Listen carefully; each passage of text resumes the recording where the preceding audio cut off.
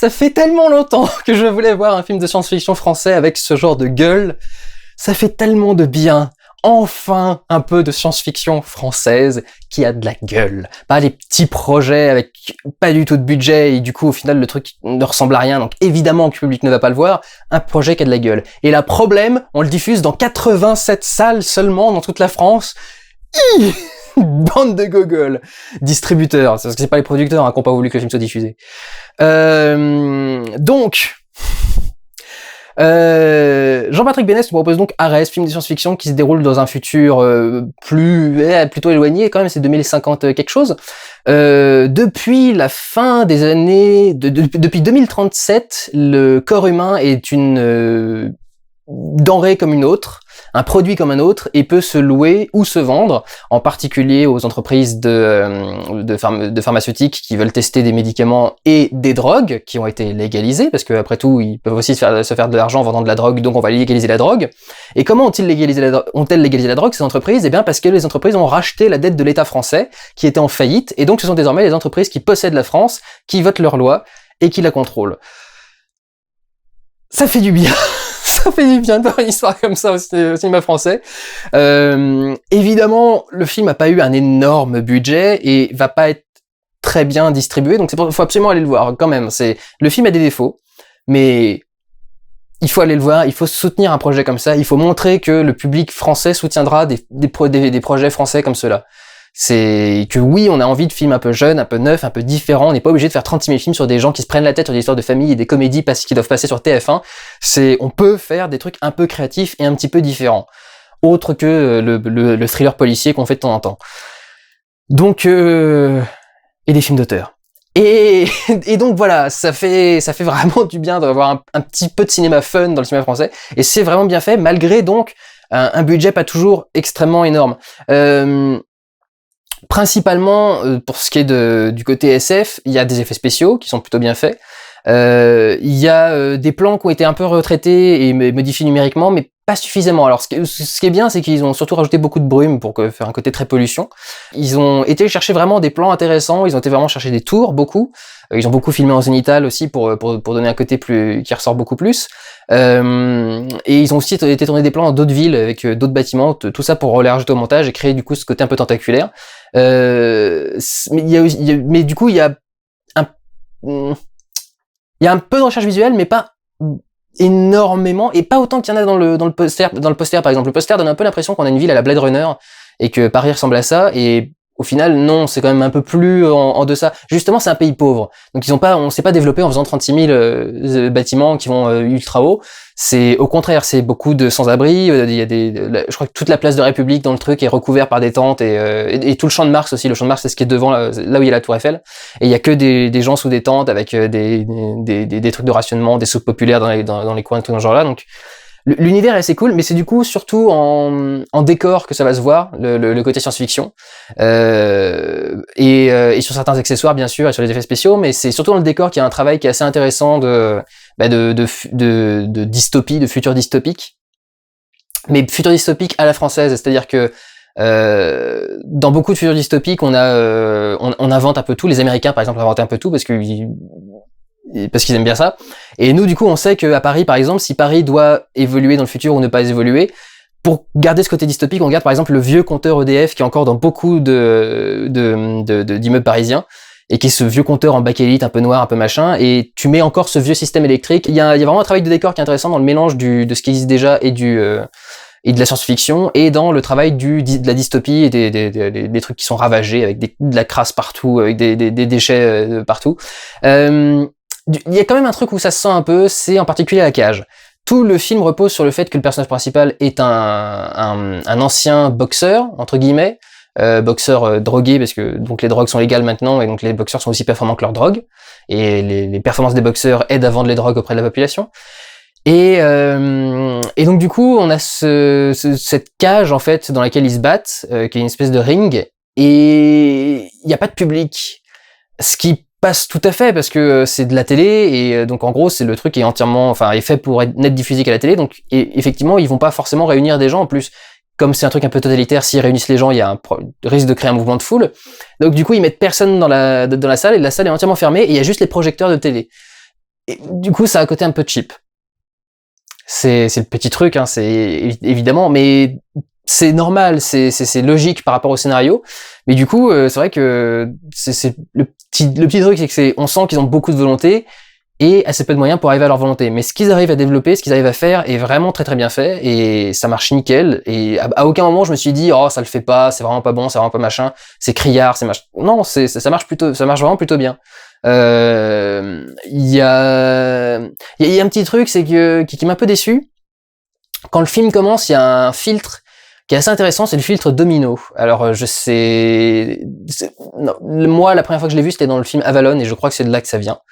Film réalisé par Mamoru Oshii et c'est en gros, c'est une image sépia et en fait ils augmentent les ombres et les tons clairs et ils les rendent flous, mais en fait ils ne rendent flou que le sombre et le clair. Je sais pas si vous voyez ce que je veux dire, c'est-à-dire qu'ils prennent juste la zone noire, ils la détournent, donc il y a plus que du noir, c'est juste une bande de noir. Et après, ils mettent du flou sur cette bande de noir, pas sur l'image complète, sur la petite bande de noir uniquement. Et donc, il y a que le noir qui est flou, le reste de l'image est net, mais le noir et le blanc surexposé devient flou. Ce qui est assez joli, ce qui peut parfois être utilisé de façon un peu cheap pour cacher certains effets, mais dans Avalon, par exemple, ça marchait très très bien. Et ce qui m'a un peu déçu, c'est que c'est là au début et ensuite ça s'en va.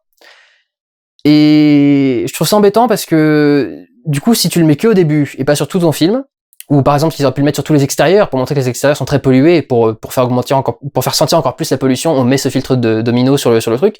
Mais là, du coup, c'est juste sur l'intro et du coup, ça fait cheap. Ça donne l'impression qu'on a mis un filtre sur l'intro pour faire un peu cool et mettre un filtre.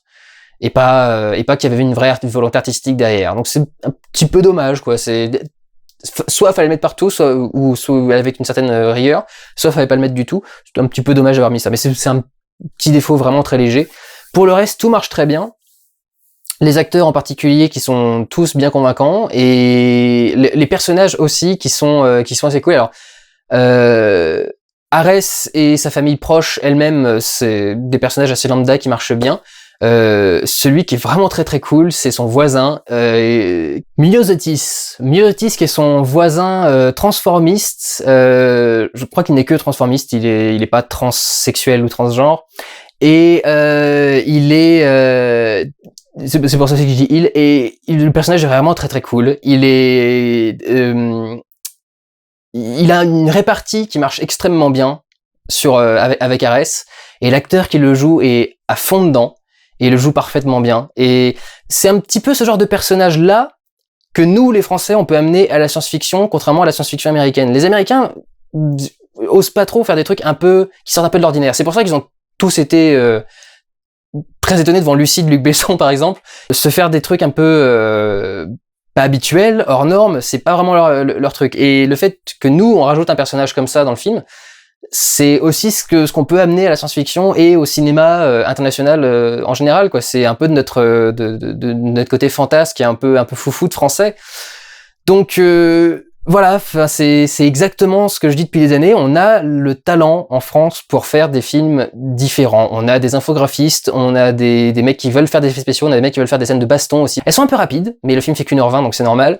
Mais on a vraiment le talent pour faire des histoires comme ça et des choses comme ça en France. Donc ouais, les combats sont cool, mais un petit peu expédiés, ça va un peu vite. Le deuxième en particulier, et il y en a que 3, je crois, au total, dans tout le film. Donc c'est un petit peu dommage, c'était prévisible, le film fait 1h20, mais c'est un petit peu dommage quand même. Mais en soi, tel que c'est utilisé dans le film et pour l'intrigue, ça marche très très bien. Et il y a un truc que je trouve cool par exemple, c'est dans la façon de rendre du coup ces émissions de télé. Le réalisateur a été chercher en fait tous les mecs qui font des voix off de chaînes télé à l'heure actuelle. Je crois qu'il y a le mec qui fait la voix d'Énergie 12 à un moment. Et il y a un autre mec qui fait... Oh, je sais plus, mais vous savez, toutes les voix d'annonce de programme comme ça. Et il a récupéré ces mêmes voix d'annonce de programme pour les mettre dans son film. Donc du coup, on a vraiment ce côté transposer notre monde actuel quelques années plus tard et essayer de voir ses déformations et ses divergences ou jusqu'où il va arriver. Et donc, voilà, bonne science-fiction, française, avec une touche française, avec un truc bien français. Je suis un peu déçu qu'il n'y ait pas plus d'effets spéciaux, évidemment. J'aurais voulu qu'il y ait plus de budget et qu'on ait un pari vraiment intéressant, assez tentaculaire. Là, en gros, on voit qu'ils ont rajouté même pas d'ailleurs, c'est le funiculaire, il existe déjà à Montmartre. Donc, ils ont peut-être vite fait rajouter un métro un peu aérien. Mais grosso modo, je crois qu'ils filment la ligne 2, la ligne 6 et les trucs dans ce genre-là, enfin les métros aériens parisiens. Et ils ont rajouté peut-être 1 ou 2 tours, un truc dans ce genre-là, et des écrans autour de la Tour Eiffel. Et quand tu vois juste ces écrans autour de la Tour Eiffel, tu te dis, c'est dommage. Vous savez, ce truc qui est aussi imposant et aussi important au milieu de la ville, c'est dommage qu'il n'y ait pas quelque chose d'autre autour qui participe à ce truc-là aussi. On n'était pas obligé de faire un truc ultra détaillé, mais juste rajouter 3-4 buildings à certains endroits précis pour créer un peu plus de relief et créer une sensation un peu plus de... même si la population est pauvre, les entreprises sont riches, donc rajoutons des bâtiments d'entreprise un peu partout. Voilà, mais je comprends tout à fait qu'avec un budget restreint, ils aient eu du mal et qu'ils aient préféré faire peu mais bien que beaucoup et pas bien. Donc, ça marche vraiment bien. Il y a un truc aussi qui est très très marrant sur les flics. On a eu pas mal de problèmes d'ordre public en France récemment et l'image des flics en a pas mal pâti. Imaginez-vous que les flics dans ce film-là, ce sont des gens qui peuvent être flics pendant 24 heures seulement, en répondant à 3 questions sur un questionnaire, et ensuite ils se font offrir un truc de protection et ils sont lâchés devant la foule et ils doivent essayer de la maintenir. Et voilà, je trouvais que tout ça c'était vachement intéressant et que c'était bien développé, tout ce côté entreprise qui contrôle un peu tout, très très habituel dans la science-fiction dystopique bien sûr, mais vraiment bien traité là aussi encore une fois. Et avec des bons acteurs qui y croient. Et c'est souvent ça le truc, c'est que souvent quand on fait de la SF en France, les acteurs y croient pas. Ils sont tellement pas habitués, c'est pas tellement pas leur style, c'est tellement pas leur genre, que on sent qu'ils croient pas à ce qu'il dit. Là, dans ce film-là, les gens croient à ce qu'il dit. Et ça marche vraiment bien, et ça crée un ensemble qui est assez cool. L'histoire est pas la plus originale du monde, ça s'est déjà fait, des histoires de combat, de drogue, de machin genre là, et que c'est comme ça qu'on s'en sort. C'est pas important. Ce qui est important, c'est la façon de traiter l'histoire. Dans chaque film, tous les films racontent les mêmes histoires, c'est juste différemment.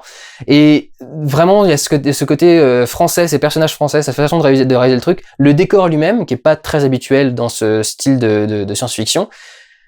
Voilà, c'est intéressant, c'est bien fait et c'est cool, et il faut le soutenir parce que on en fait un tous les 10-15 ans de films comme ça. Quand ils sortent, il faut montrer que c'est bien et qu'il faut en faire d'autres.